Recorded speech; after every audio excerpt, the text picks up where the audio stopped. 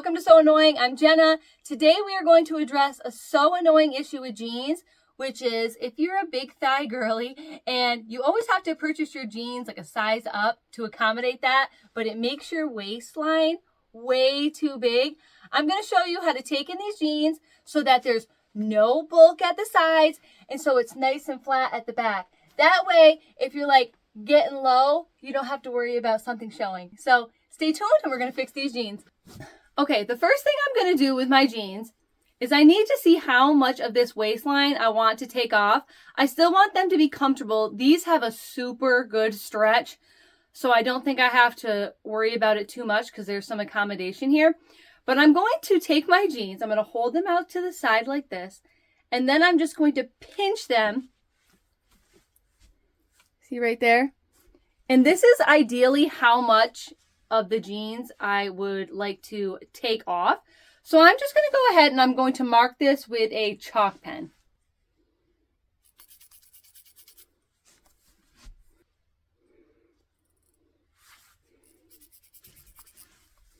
All right, so there's my markings. So I'm just going to go ahead and measure between those two marks. According to this, it's 2 3/4 inches. So that is the amount that I want to take off of the waistline of my jeans. But this was at the side and we don't want to put it at the side because that creates bulk. What we want to do is create 2 different stitch lines to shorten up our waistband. And we want to do it right above the pockets here. If you want a little more accuracy above that denim pocket and you want to get it right in the center, just measure across the top of your pocket. Mine is perfectly 6 inches. So right here is 3 inches. It's cutting that in half. And then I'm just going to measure from this belt loop how far over that line is. And it's from the very edge of this belt loop, it's 3 3/4. So I'm just going to mark right here. And I'm going to place a pin right here at the top so I can see it when I flip my jeans inside out. So there's that one, and now we're just going to do the exact same thing on the other side.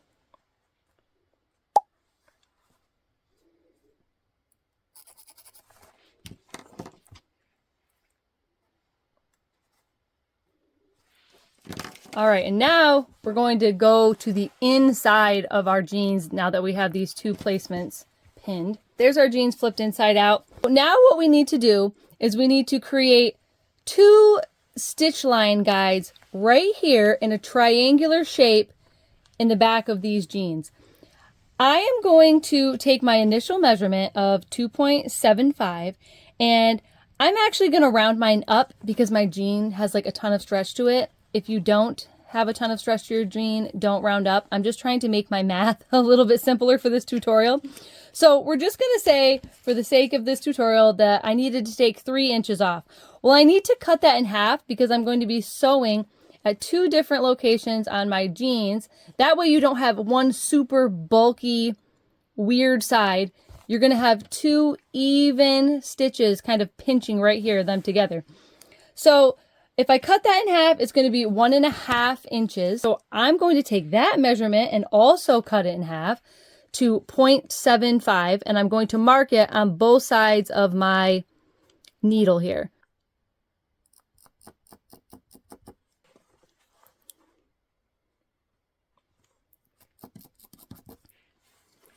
Okay, we've got 2 marks here. Now we're just going to do this on the other side.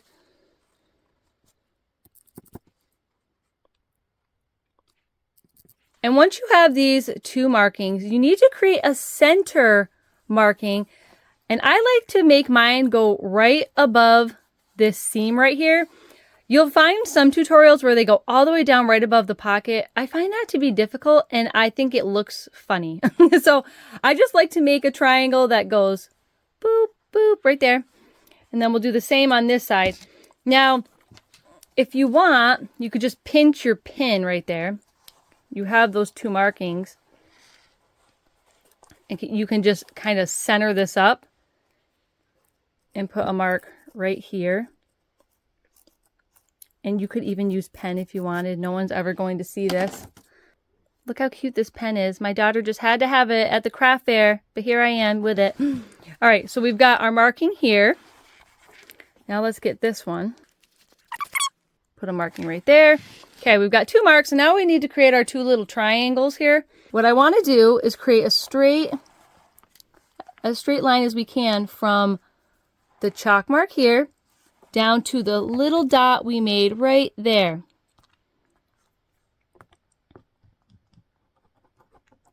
Because I'm going to use this as my guide to sew.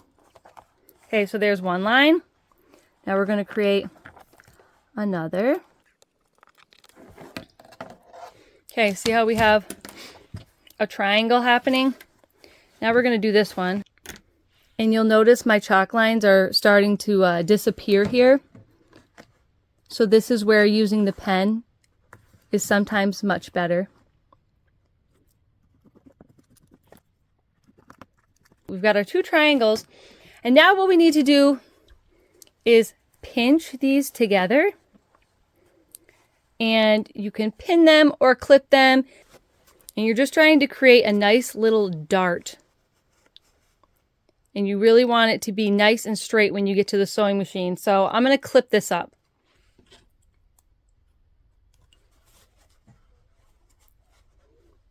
You see how the tip of that point is like right in the center? That's what you need. You can't have that part be wonky. And this is a very bulky denim seam right here.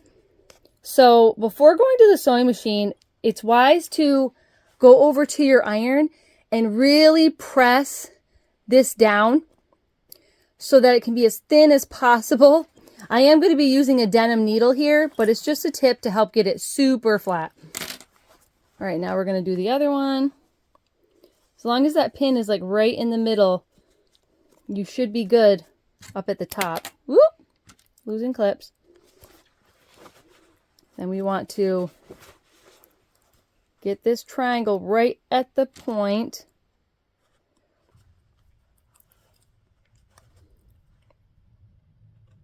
All right, and I am going to iron this down just to get this seam as flat as I can. And the pen is going to help because it's not going to wipe away when we iron here. So let's just give this a really good iron with some steam. Make sure you remove that pin so you don't melt that little ball.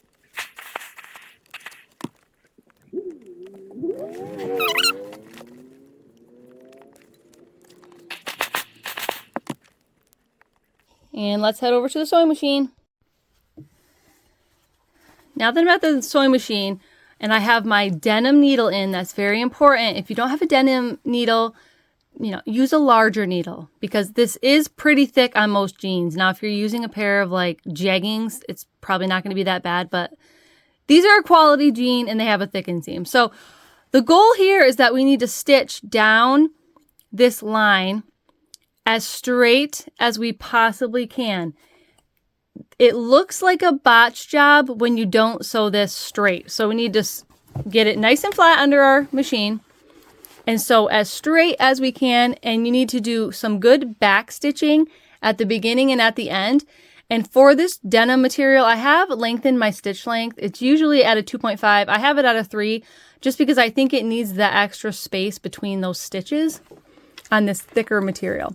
Now, you know your machine best, so you might be able to get away with a 2.5, but I like to lengthen my stitch length. So let's go nice and slow so that we don't break a needle, okay? So like I said, we're going to back stitch really well at the beginning.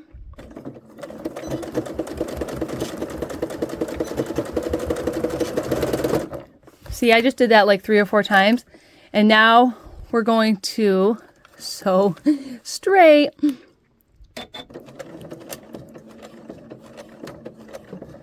And do you see how slowly I'm going? Because I really don't want to break this needle.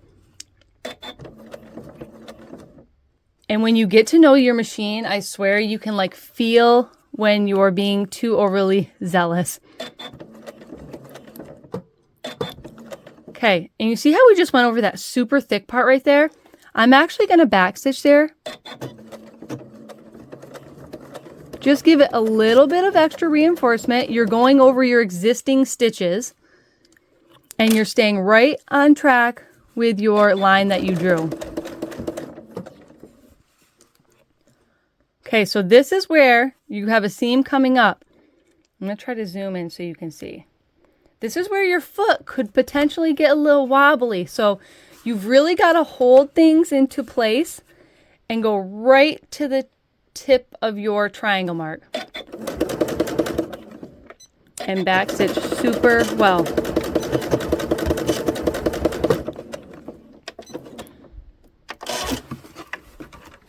All right, let's see what we look like here. That looks pretty straight. And you see those reinforcement stitches there? I think that they're definitely needed if you have a very bulky seam. And you see how well we're lined up at the top? All right, let's do the other side.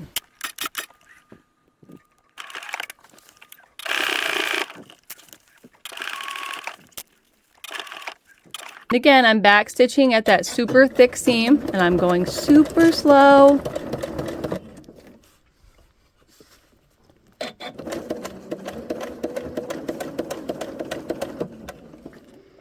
We're going right to the tip of that triangle and back stitching well. All right, let's see what we got over here. And everything looks super nice and straight. This is one of those projects where going slow really matters because it's so easy for this foot to move. I have other presser feet that I could have used to help me out a little bit more, but most people are using this foot. So for the sake of this tutorial and to not annoy everyone with the other foot that I tend to use, which is this one, which is I think exclusive to Genome, I decided to go with this foot. Now let's check out how the jeans fit now that we've done this stitch line. Okay, these are so much better. Could I have went a little bit more? Like maybe, but like there's barely a gap now. I can't pull them much over here. And if you're back there, you really can't tell that I altered these. And I haven't even cut off the excess yet, and I might not. But I'll show you that you can cut off the excess. I just don't think I want to. What if I grow? I still want to fit into the waist of these jeans. So I think I'm going to leave these as is. And I'm going to show you a close-up of what these look like at the waistline. Because literally, you can't tell. Okay, here's our stitch line right there. And here's our second stitch line right here.